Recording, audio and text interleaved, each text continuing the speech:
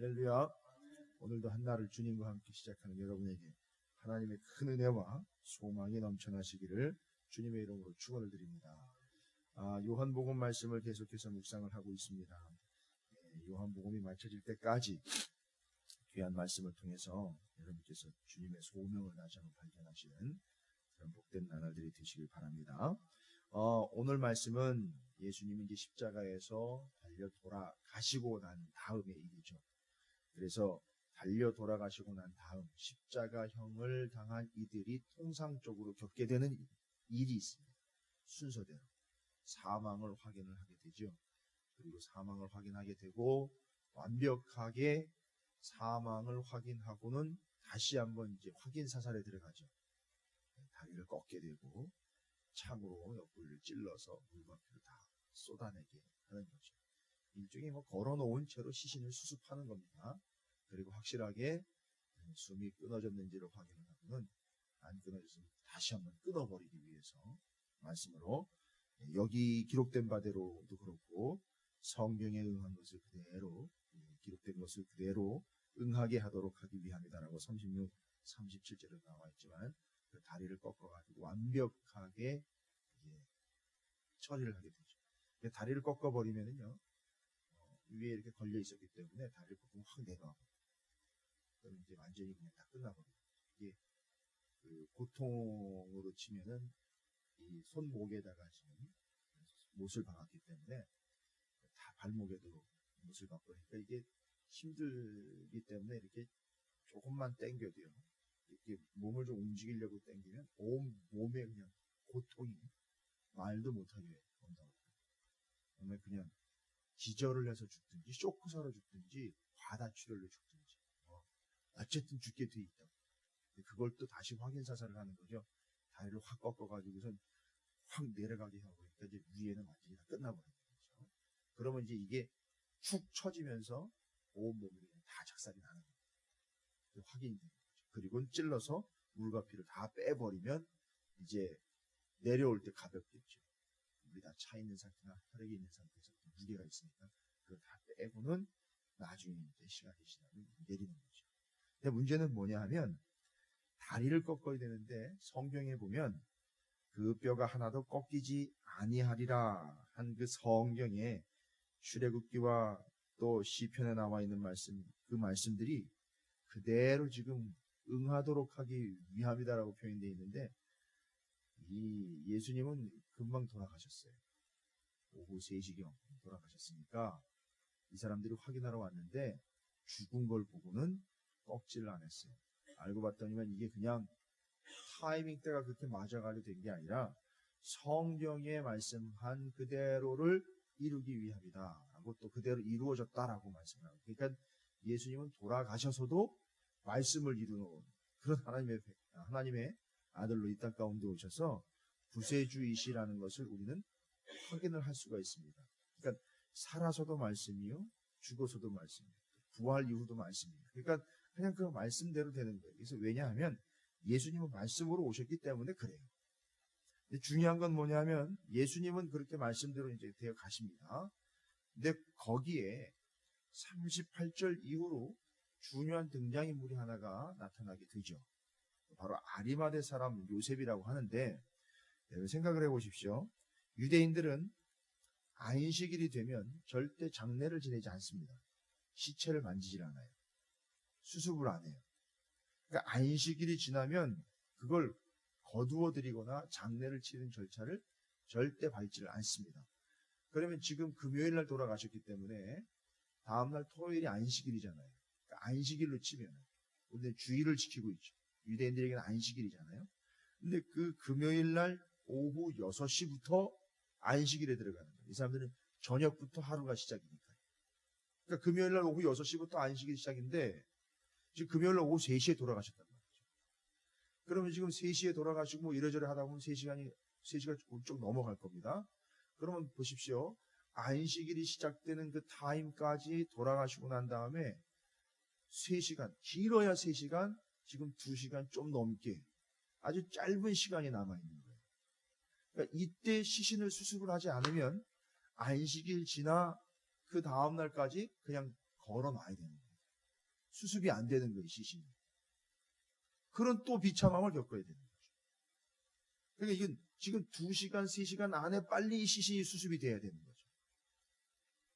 안 그러면 그냥 십자가에다 걸어놓은 채로 너덜너덜하게 그렇게 또 치욕을 당하셔야 되는 거죠.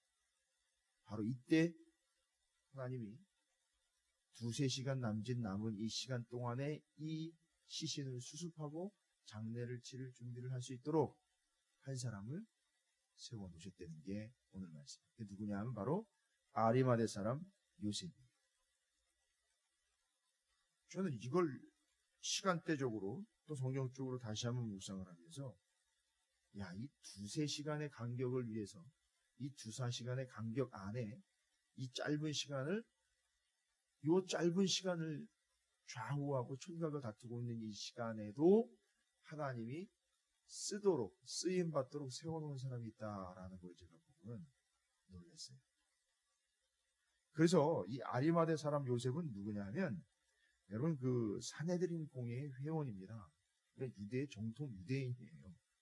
유대인 중에도 유력한 가문이고요. 아시다시피 아리마대 사람 요셉은 부자예요.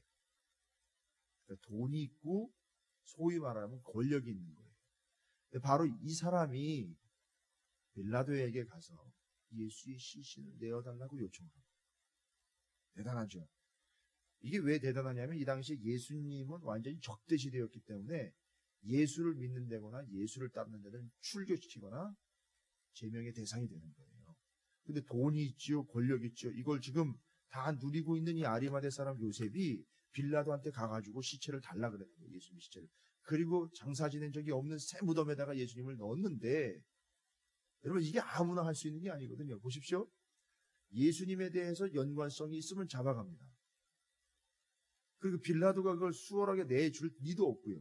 지금 권력의 핵심인 빌라도에게 모든 권한이 주어져 있는데 또 다른 권력이 있지 않으면 빌라도와 맞대응할 수 있을 만한 권력이 없으면 가가지고 달라고도 얘기 못해요. 아니 만나는 것조차도 힘든 거예요. 그런데 여기 딱 맞아떨어지는 인물이 누구였느냐면 바로 아리마대 사람 요셉이에요. 그러니까 제 생각에는 아리마대 사람 요셉은 재산도 있었고 권력도 있었으니까 이걸 다 이용을 해서 돈을 안겨주더라도 빌라도에게 돈을 갖다 잔뜩 안겨주더라도 예수님의 시신을 자기가 수습하려고 작정을 했던 것 같습니다. 그리고 자기가 유대의 산헤드린 공회원이면서도 불구하고 빌라도에게 나아가서 요구할 수 있을 만큼 자기가 지금 차지하고 있는 위치를 잘 활용을 한 거예요. 그러니까 돈과 권력을 예수님을 위해서 쓴 거예요. 어떻게 보면. 대단한 인물입니다. 그러니까 그런 위협들을 감수했고요. 자기의 돈을 내어줄 각오도 했습니다. 그래서 예수님의 장례와 예수님의 시신을 수습하게 되는 거예요. 여러분 이 아리마대 사람 요셉을 통해서 우리가 가지고 있는 것들을 어떻게 사용해야 되는지에 대한 지침을 받고 있습니다. 가지고 있는 재산과 가지고 있는 권력에 대한 이야기를 잠깐 드리는 거지만 이건 뭐 재산이나 권력만 이야기하는 게 아니라 우리에게 주어진 모든 것들이 다 예수님을 위해서 어떻게 사용되어야 될 것인가에 대한 분명한 답을 주고 있습니다. 성경에는요 많은 부자들이 나와요. 그런데 제대로 쓰임받고 인정받고 칭찬받은 부자들 별로 없어요. 거의 다가 부자들이 다 저주를 받는다든지 결과가 안 좋다든지 그 재산 때문에 오히려 망하는 길로 들어가게 되는 그런 예들로만 거의 다 기록이 되어 있어요. 그런데 이 아리마대 사람 요셉은 그렇지가 않다는 거예요.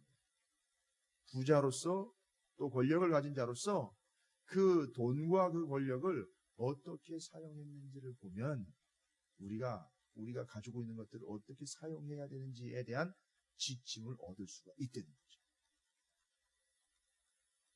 아니면 돌아가셨는데 그때까지 아니요. 돌아가셨는데 뭐 시신 그거 하나 수습하는 거 그냥 예의상 하는 겁니다. 아니요. 왜 이게 중요하냐면 예수님은 돌아가셨지만 끝난 게 아니잖아요. 부활하실 거거든요. 그러니까 이 아리마대 사람 요셉은요. 부활의 신앙이 있음과 동시에 제대로 투자를 한 거예요. 네. 끝난 것에 투자한 게 아니라 이제 새로 시작할 것에 투자를 한 거예요. 영적인 것에 투자한 것이고요. 영원한 것에 투자를 한 것이고 생명에다 투자를 한 거예요. 할렐루야. 야, 이 대단한 사람 아리마대 사람 요셉이 뭘 봤을까요? 예수님 살아계실 때에는 제대로 보지를 못했지만 예수님이 돌아가시는 모습을 통해서 다리를 꺾지 않는 그 이야기까지 다 들으면서 뭘 본 겁니까? 아까 성경에 응하게 하려 함이라 이 말씀 나와 있잖아요. 그죠? 근데 그게 다 뭐대로 된 건, 뭐대로 된 거죠? 말씀대로 된 거예요. 이 산헤드린 공회원이면요, 말씀 잘 알아요. 유대의 유력한 종교 지도자이기 때문에 말씀 다 안다고요. 근데 가만히 보니까 예수님 보니까 어떻게 된 거예요? 말씀대로 되더라는 거예요. 그러니까 저분이 말씀대로 되는 저분을 보니까 저분이 그 말씀대로 오신 메시아인 거예요. 그런 확신이 없으면 이런 행동이 나올 리가 없죠. 그러니까 그분이 바로 참 메시아라는 거를 고백을 하는 거예요. 그를 거기다 투자를 다 해버리는 거예요. 거기다 갖다 바치는 겁니다. 거기다 드리는 거예요. 세상에다 드리거나 어떤 이권에다가 드리는 게 아니라 예수 그리스도, 이제 부활하실 예수 그리스도에게다가 또 투자하는 거예요. 좀 아쉬운 건 뭡니까? 아유, 주님이 좀 살아계셨을 때 좀 따라다녀서 얼마나 좋아요. 살아계셨을 때 따라다니면서 살아계셨을 때 제자가 됐다거나, 산헤드린 공회 오니까 권력 있잖아요. 예수님이 고난당하셨을 때 그때 좀 딱 자기가 나서가지고 변론도 좀 해드리고 그랬으면 얼마나 좋아요. 그러니까 어떻게 보면은 최선의 상황, 최선의 타이밍을 놓쳤다라고 할 수 있는데, 아니요. 최선의 타이밍, 최선의 상황을 놓쳤지만 하나님은 아리마대 요셉에게 차선의 기회를 허락을 해주셨어요. 예수님의 장사를 준비할 수 있고 예수님의 시신을 수습할 수 있는 차선의 기회를 주셨는데, 이 차선의 기회 때에 정말 필요한 게 뭐였느냐면 용기가 필요했잖아요. 목숨도 내어놔야 되고 자기가 가진 것도 내어나와야 될 상황 가운데 처했는데, 이 아리마대 사람은 차선의 기회로 주어진 걸 자기가 알고는 거기 다 투자를 해버린 거예요. 이거 놓치면 이젠 기회 없다 이거죠. 처음 기회는 뭐예요? 예수님 살아계신 전에 따라다니면서 예수님의 제자가 될 수 있었는데, 차선은 뭡니까? 돌아가시고 난 다음에 끝난 줄 알았는데 끝난 게 아니더라는 거예요. 돌아가셔서도 기회를 주시는 분이 바로 예수 그리스도예요. 그래서 그 차선의 기회를 얻은 거예요. 그때 용기와 믿음으로 반응한 거예요. 어떻게 보면 이 믿음은 속으로 은근히 있었지만 용기가 없었던 예전의 시간과는 다르게 지금은 엄청난 용기를 가지고 자신의 재산과 자신의 권력을 내어놓을 각오로 빌라도에게 가서 시신을 내어달라 하고 그 시신을 자신의 무덤에다가 장사 지낸 거예요. 보십시오. 두 번째예요. 차선이에요. 최선의 상황은 살아계셨을 때 좀 더 헌신했으면 좋았을 텐데, 그러나 그것이 못됐다, 그것이 안 됐다 그래서 끝난 게 아니라 차선의 기회가 주어졌을 때에 아리마대 사람 요셉은 거기에 최선을 다했다는 거예요. 우리에게도 기회가 있어요. 처음에 이렇게 제대로 하지 못했던 것에 대한 아쉬움, 내가 그때 그렇게 했어야 되는데 아쉬움, 그걸로 끝 아니에요. 왜요? 예수 그리스도는 살아계신 분이고 지금도 살아계시기 때문에 차선이 옵니다. 그럼 그때 최선을 다하시면 돼요. 놓쳤다고 지나간 거 가지고 후회하지 마시고요. 그 다음 기회, 또 그 다음 기회를 주신단 말이죠. 그때 우리는 용기를 가지고 아리마대 사람 요셉처럼 최선을 다하시면 돼요. 오늘 본문에 보면 뒤에 그 차선의 기회에 걸려드는 사람이 아리마대 사람 말고 또 있어요. 누구죠? 니고데모예요. 이 사람이 여기도 등장을 하네요. 니고데모는 요한복음 앞부분에 나와 있던 사람 아닙니까? 거듭남에 대해서 이야기했을 때 그냥 돌아간 사람 아닙니까? 근데 여기 등장하고 있어요. 일찍이 예수께 밤에 찾아왔던 니고데모도 몰약과 침량 섞은 것을 100리트라쯤 가지고 온지라. 그리고는 그것 외에 다른 것은 기록이 안 되어 있지만 아리마대 사람 요셉과 니고데모가 함께 예수님의 장사를 지내고 있다는 거죠. 여러분, 첫 번째 주님과의 만남에서는 전혀 효과가 없었어요. 그 다음 차선책으로 주어진 이 상황에 이들은 용기로 반응을 했습니다. 아니, 더 큰 건 믿음이겠죠? 그걸 통해서 이들이 쓰임받고 있습니다. 여러분, 이건 다른 사람 예를 들 필요도 없어요. 누구죠? 사도 바울. 뒤에 나올 사도 바울이 이거예요. 처음 최선의 상황은 뭡니까? 예수님의 제자들이 복음을 전할 때, 목숨 걸고 복음을 전할 때, 스데반이 죽어갈 때, 그때 그걸 보고는 최선이었었어요. 뭐냐? 왜 저들은 저렇게 예수를 믿고 죽어가는 걸까? 죽음 속에서도 예수를 버리지 않는 것 같을 때 빨리 예수님을 믿었어야 되는 거 아닙니까? 그런데 오히려 예수 믿는 자들과 교회를 핍박하며 나가던 그는 최선의 선택을 놓친 거예요. 그죠? 그러나 차선의 선택에선 예수님이 직접 부활하신 주님이 나타나셔서 그에게 나타나셨을 때 그가 예수님인 걸 제대로 알아본 거죠. 그리고 그때 이후로는 자기의 목숨을 바쳐가지고 하나님 앞에 헌신한 결과 사도 바울로 우리에게 기록되어 있고 여기 성경을 신약 성경의 반 이상을 기록할 정도의 대단한 인물로 기록이 되어 있는 거 아닙니까? 바울 서신 13권 어마어마한 업적을 이루어낸 그가 최선책을 놓쳤던 사람이라는 거 아십니까? 그 다음에 주어진 기회에 전적으로 헌신했다. 그뿐만이 아니죠. 예수님의 제자들이요. 예수님이 돌아가실 때 다 도망가 버렸어요. 그러니까 보세요. 예수님이 살아계셨을 때에 따라다니는 제자들 다 도망갔을 때 아무도 없을 때 누가 나타난 거예요? 아리마대 사람 요셉이 나타난 거예요. 그때. 그리고 그 제자들을 이야기 드리는 거니까 그 제자들도 예수님이 돌아가셨을 때 다 뿔뿔이 흩어지고는 그때 주님을 끝까지 찾아갔어야 돼. 따라갔어야 될 그 최선의 선택을 놓치고는 전전긍긍하다가 자기의 살 길로 돌아갔다가 어떻게 됐죠? 부활하신 예수 그리스도를 제대로 만나 어떻게 된 겁니까? 그 다음 삶은 자기들 역시 십자가에 거꾸로 죽고 톱에 켜 죽고 찢겨서 죽고 찢어서 죽고 이렇게 다 순교를 감당하는 상황까지도 이들이 이르게 됐다는 거죠. 여러분 아리마대 사람 요셉이 우리에게 이야기해 주고 있는 것이 이겁니다. 물론 우리는 최선책을 잘 선택을 해야 돼요. 최선으로 주어진 기회를 잘 붙잡으셔야 됩니다. 그러나 그걸 놓쳤다고 끝이 아니에요. 왜냐? 예수님이 아직 끝난 분이 아니기 때문에 그렇습니다. 그래서 그 주님은 차선, 또 차선의 기회를 주실 거예요. 그때 그걸 붙잡는 거예요. 그러면 우리에게는 아리마대 사람에게 주어진 기회와 같이 주님께 전적으로 헌신할 수 있고 인정받을 수 있으며 구원받을 수 있으며 선택받을 수 있고 사랑받을 수 있으며 인정받을 수 있는 기회가 주어지게 된다는 사실 잊지 마시고 차선의 기회가 주어졌을 때 잊지 마십시오. 최선의 기회를 놓쳤다고 헛바뜨리지 마시고 최선의 기회를 놓쳤다고 너무 아쉬워하지 마시고 차선의 기회를 주실 때 또 기회를 주실 때 그때 최선을 다하시면 됩니다. 매일매일이 그런 삶이 되시고 매 순간순간이 그런 순간이 되시기를 주님의 이름으로 축원을 드립니다. 이 시간에 말씀을 기억하면서 하나님께서 주신 오늘 한 날이 최선을 다하는 날이 되기를 소망합니다. 어제 좀 아쉬웠던 부분도 있지만 오늘은 끝이 아니라는 걸 증명해 주시는 새로운 날이 밝아온 것 아니겠습니까?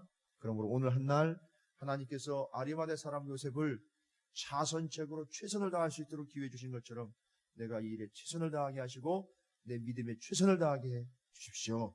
주님, 내가 주님께서 주시는 기회를 포기하지 않고 늘 붙잡으며 나아갈 수 있고 주신 기회에 용기를 다해 아리마대 사람 요셉처럼 최선을 다한 삶을 오늘도 살아가게 해 주십시오. 주님의 이름을 크게 한번 부르시고 말씀을 기억하시면서 함께